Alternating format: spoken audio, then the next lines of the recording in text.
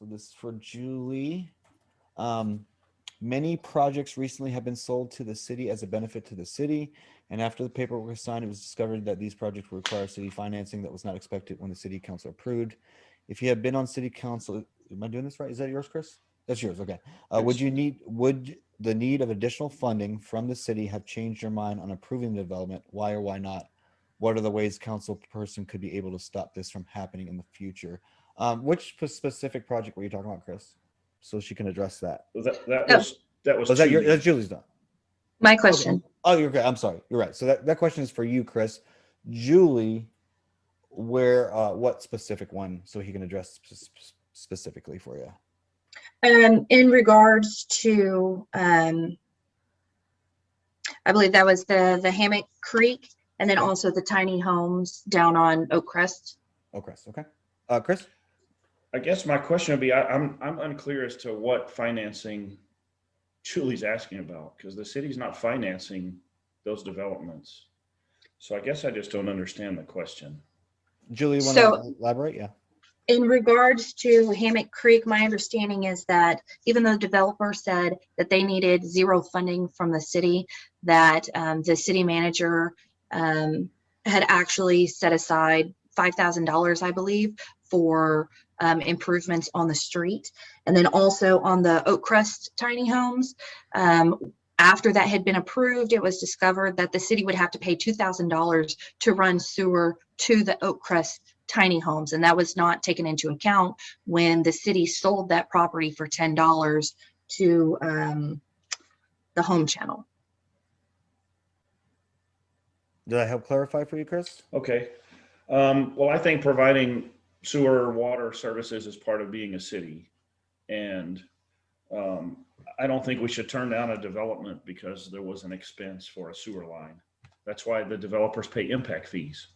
So when the developer pays us the impact fee will cover the cost of those services that have to be provided. Mm-hmm. And generally, the impact fees cover those costs. That's one of the things briefly that Melissa looked at last year was we had impact fees that were not covering those expenses. So the council made a huge review of that and updated those so that they would cover it. I don't know anything about a $5,000 charge from the Hammock Creek development. If that turned out to be correct, I would say that if it cost the city $5,000 to get a $25 million development that paid us a $500,000 impact fee, then we're still $495,000 to the good before they start paying property taxes. So I don't think that a $5,000 fee on a $25 million building would have changed my vote when that came up in front of me. All right, Julie, why don't you hammer us on what are you concerned about?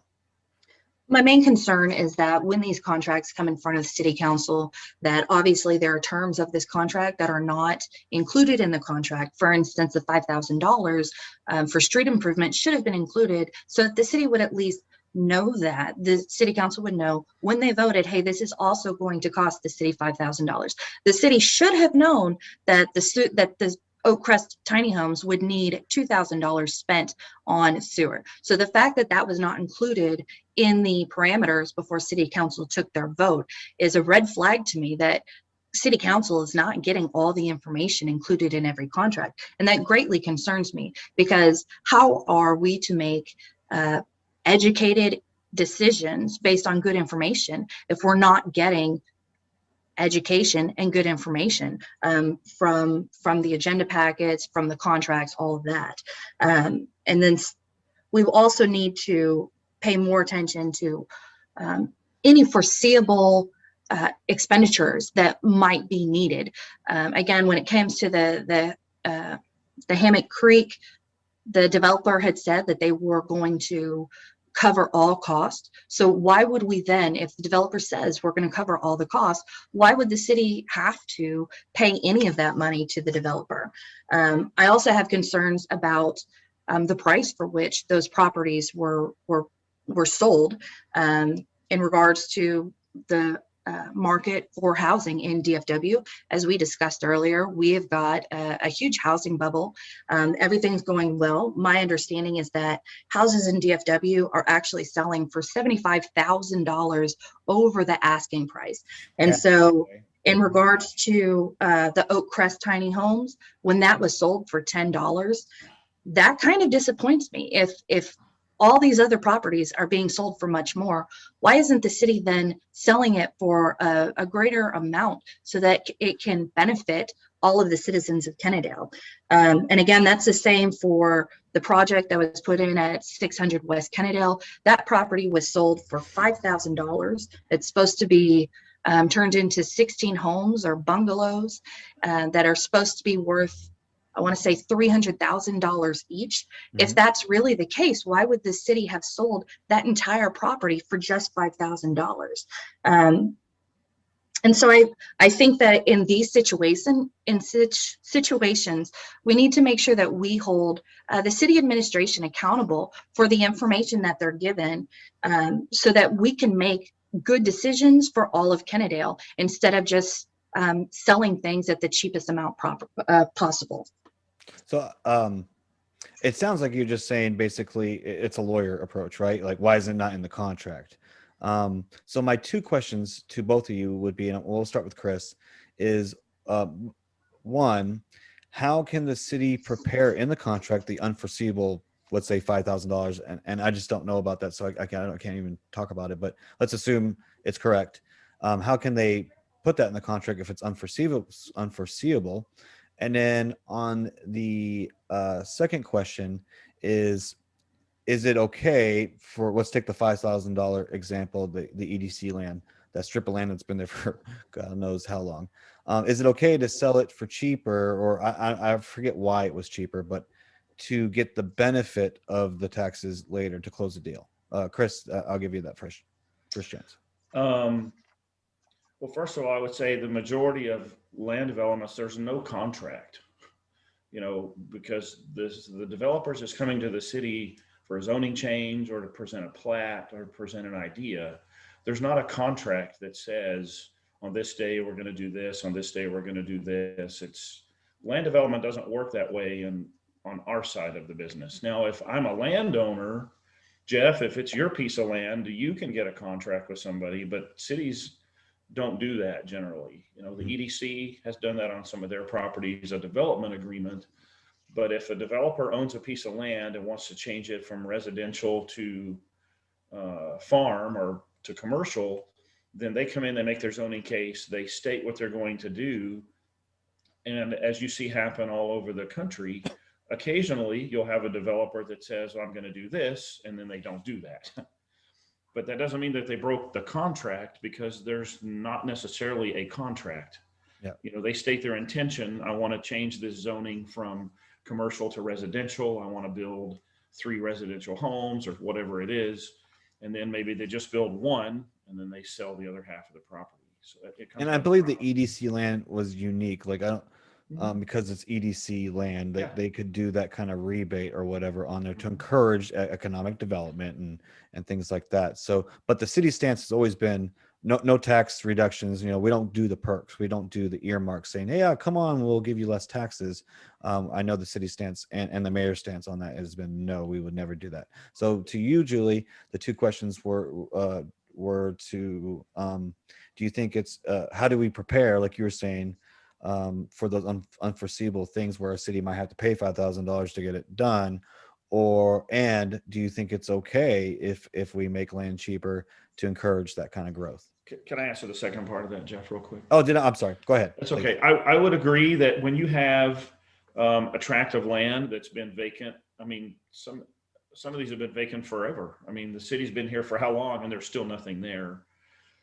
And we have some very unusual parcels of land. They're triangle shaped, or they're long and skinny. And I think if you have a developer that wants to take an opportunity, as you've said, to do something with that when it's been vacant for many, many years, in a given circumstance, I think it's okay to sell that property a lesser value, because it's been open to the free market at a market rate for years and hasn't gone anywhere. So if you have a developer that wants to do something versus just having it continue to be vacant land. I think those are opportunities that need to be looked at individually and potentially confirmed or denied based on what that developer wants to do with it.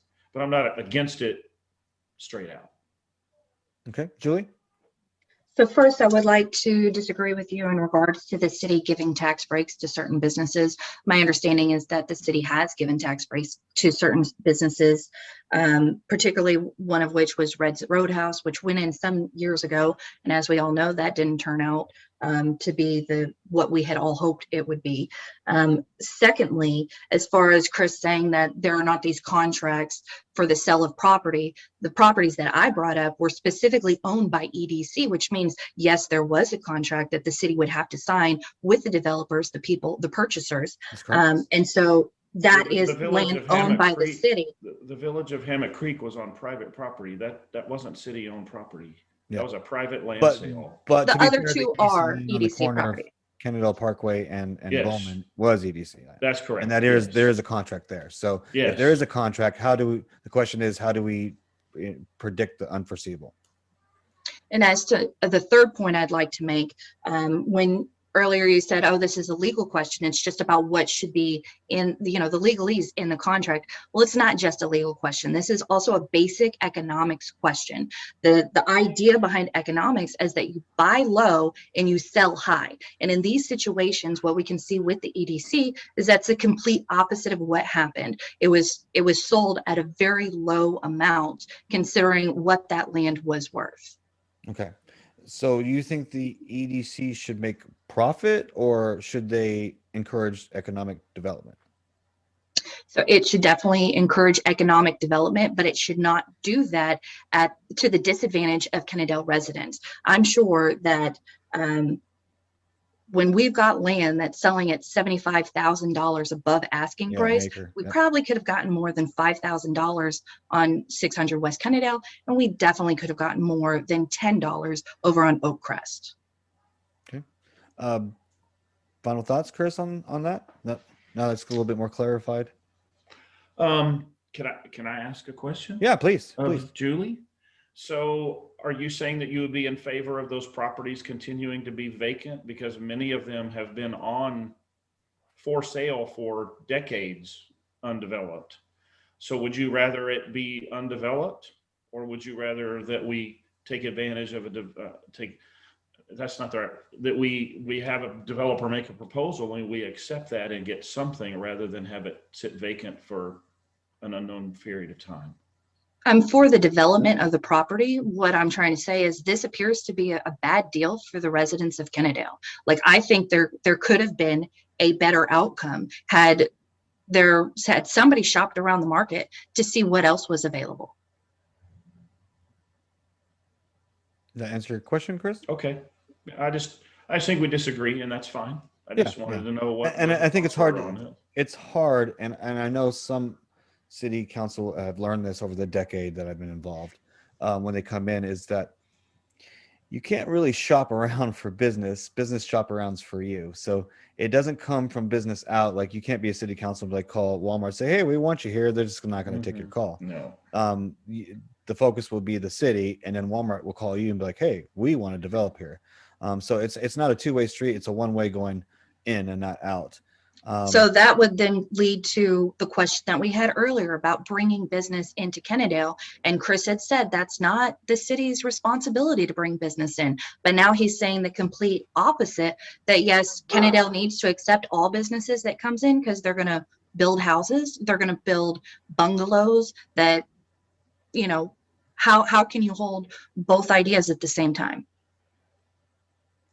Well, a bungalow is not a business. And the EDC is in the role of drawing business to Kennedale. The properties that you're bringing up are EDC owned, and that is the charge of the EDC, is economic growth of the community. And that's not the role of the city council. The city council's role is not to draw business in. That's the role of the EDC, and that's why they were formed. Does the EDC give advice to the city council about what to approve and what not to approve? No, they do not. That's the responsibility of the Planning and Zoning Commission. Who makes the final decision? that would be the council has the final say, but they don't have the say in what the EDC does with their land necessarily. The EDC can sell their land within the rules of their how they were formed, and they don't have to have the consent of the council. In these situations, it was the city council who voted on it.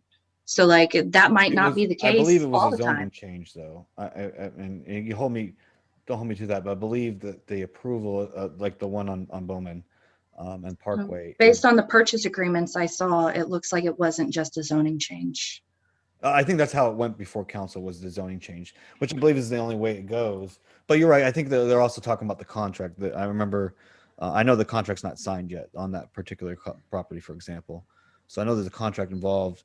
But I think it was a zoning change. I just might not remembering that right, because it was just a couple months ago. It was in January. But I believe that's how it goes before council, is that zoning change.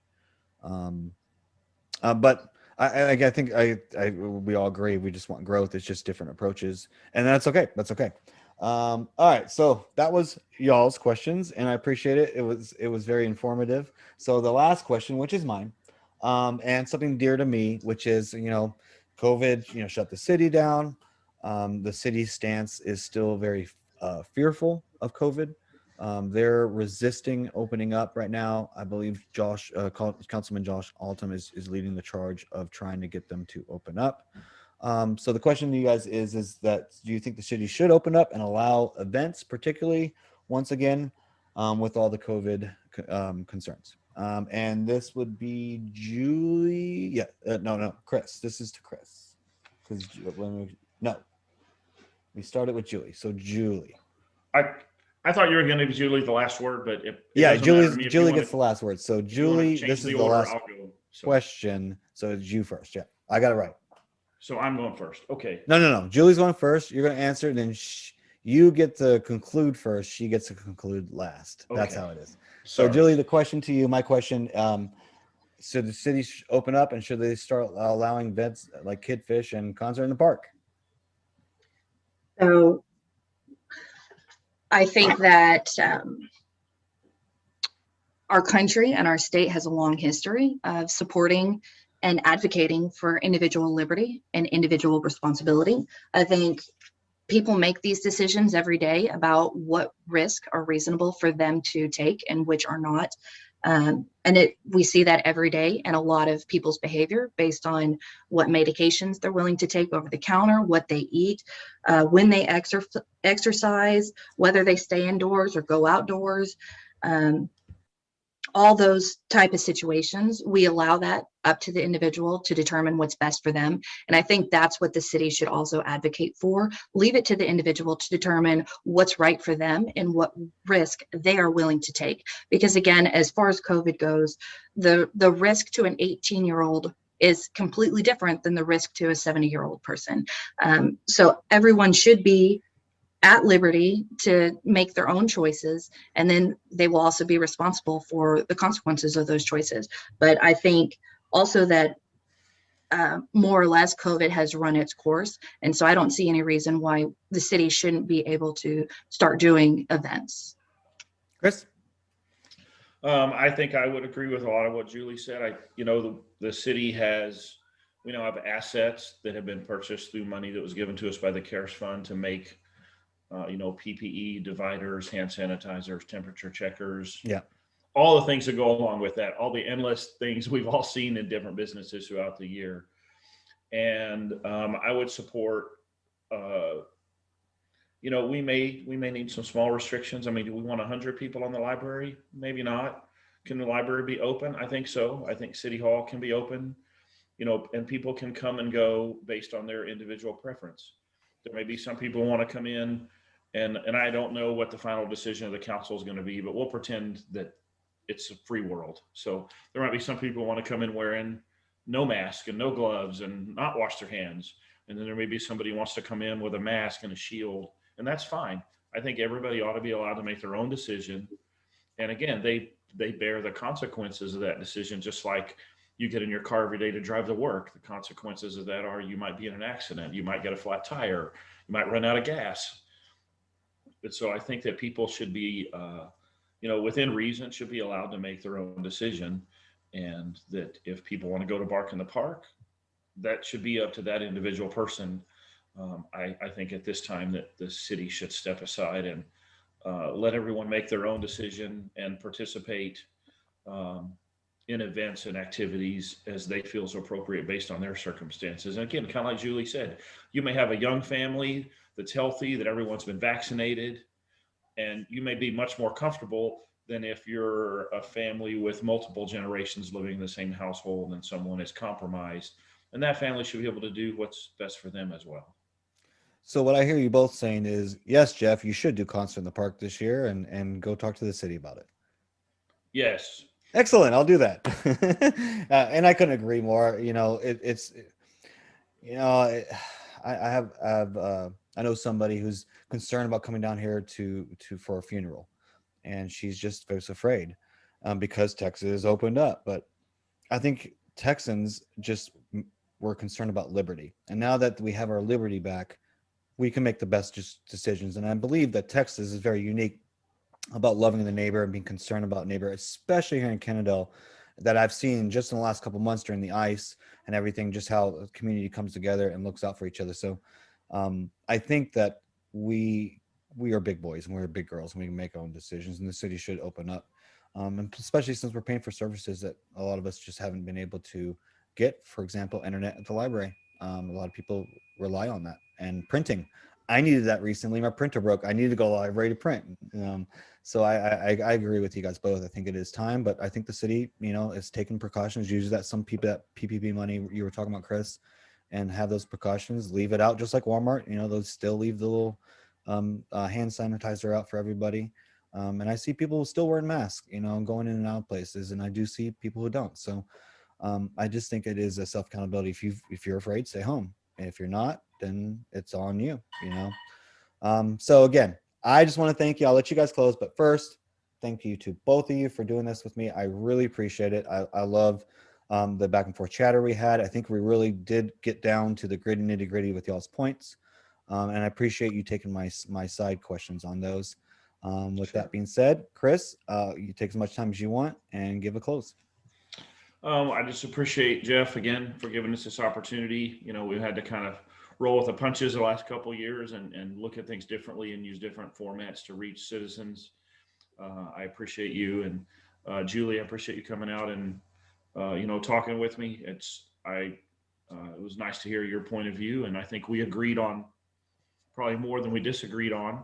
We may not agree on the same path on how we want to get to some things, but I think we both have Kennedale's best at heart, and we both want to see Kennedale grow and succeed, and the residents have a good place to live and good services and a good quality of life. Mm-hmm. So I would just ask that everyone, we have other city council seats coming up. We have 3 seats on the school board, and local government affects citizens more than any other form of government. So regardless of whether you want to vote for myself or whether you want to vote for my opponent, or if you don't want to vote for either of us, I would encourage you to register and get out and vote in the May election and let your voice be heard. Because I'm a big proponent of, if you're not going to vote, then I have a hard time listening to you complain if things are not going your way. And some people will say, gosh, that's kind of harsh. But, you have the opportunity to have your say in a civil manner that many people in the world are still fighting to try to earn or have just gotten in the last few years. So register to vote. Make sure that if you're new to the city, register to vote here and vote in Kennedale, and let your voice be heard in the May election. And thanks again for your time. Thank you, Chris. Julie? Thank you, Jeff. First, I'd like to say thank you, Jeff, for having this coffee chat. I think it's been very helpful. And thank you, Chris, also for attending this coffee chat and being able to do this with us, and for all of the ideas that you've had, for sharing those. I would like to say that I am excited about this opportunity to help serve Kennedale and the residents here. I'm looking forward to helping make sure that all of Kennedale residents' voices are heard. My priorities are, again, I want to see smart growth for Kennedale so that it can benefit all Kennedale residents going into the future. I want to make sure we retain that hometown feeling, which I think is a lot a lot of our reasons for moving here, that we like that it feels like a hometown. But at the same time, I want to make sure we keep our property taxes low. Want to make sure that the people who are living here can continue to live here, and that the property taxes don't overtake their ability to maintain their finances.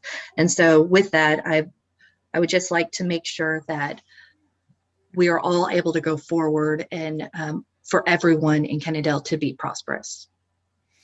All right, Kennedale, and there you have it. There's our first coffee chat, and I'd like to thank all my audience for watching all the way through, or part 3 or 2, whatever it is at this point. And just tune in for more. We still have ISD coming up. I'm hoping that I'll have the next one be ISD next week. And we'll have this all hopefully done before early voting, which is 4 weeks from now. So pay attention to that. And as always, stay tuned for the next news. This is Jeff Navarez reporting with the Kennedale News.